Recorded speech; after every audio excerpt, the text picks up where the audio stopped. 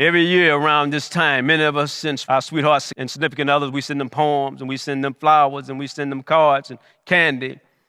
The spirit of love seems to be everywhere these days. However, some of us don't have a significant other or friend to share our love song with. So the topic of love can both be exciting and exhilarating as well as heartbreaking. God shares the agape love, that kind of love that's unconditional for all of us. The phileo kind of love is the love that we have for friends and equals. The storge is the parents' love for their children and offspring. Valentine's Day love is called eros. It's that erotic, passionate love we have for our spouses, partners, and significant others. Let me offer to you a poem that I wrote years ago, and it was titled Love. Love is a word we don't use often enough, and every time we do, we get all mixed up. There are many forms of love to be had. All love is good. No love is bad.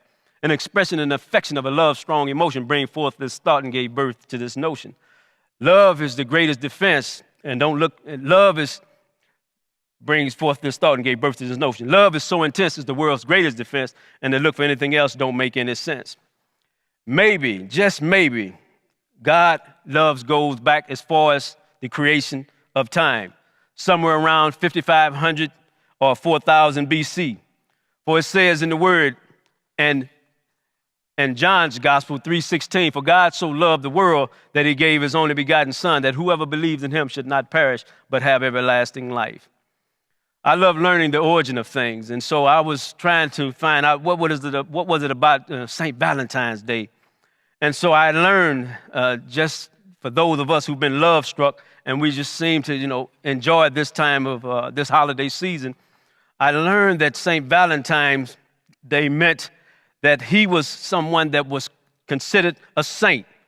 And so we celebrate this annual February 14th in remembrance of this incredible human being. The Christians' feast day honoring two Christian martyrs who were called St. Valentines. Through later folk traditions, this word became significant for cultural, religious, and commercial celebrations.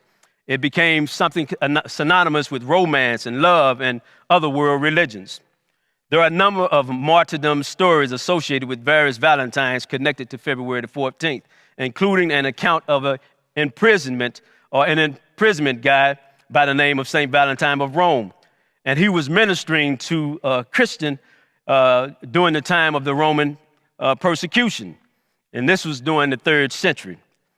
So here's what he said. He was able to, create sight for the daughter of a jailer who was blind. And the legend has it that the theme that he wrote, and this is an embellishment, they say, but he wrote his Valentine's when he signed it off to the jailer's daughter. He said, "This letter is from your Valentine." Some of St. Valentine's also was remembered for what they did to, they were able to help those who were trying to marry, and they also encouraged them to marry during the time when it was prohibited. The Feast of St. Valentine's was established by Pope Gaius I in AD 496 to be celebrated February the 14th in honor of St. Valentine's of Rome. So we are commanded to love. The Old and the New Testament, it speaks about these things of love. Two of these scriptures may seem identical. In Deuteronomy, it says, love your Lord the God with all your heart and with all your soul and with all your strength. And then Jesus echoed these words to his followers when he quoted Moses by saying, love your Lord your God with all your heart and with all your soul and with all your mind. This is the first and the greatest commandment. And the second is like it, love your neighbor as yourself. On the prophets and the law hang these two commandments. So I just believe that love is the thing that we come to embrace as Christians. Jesus spoke these words. You've heard it said, you should love your neighbor and hate your enemies. But I say, love your enemies and pray for those who persecute you, so that you may be children of your Father in heaven. For he makes his sun to rise on the evil and on the good, and he sends rain on the righteous and on the unrighteous. For if you love those who love you, what reward do you have? Do not even the tax collectors do the same? God's sun rises on the evil and on the good, and he sends rain on the righteous and the unrighteous. I had to learn that the people I hated, God loved. They felt the warmth of God's sunshine, and they received the refreshing gift of his rain. In other words, we're all the same to God, and he makes no distinction about his love for any of us, those who are good or bad.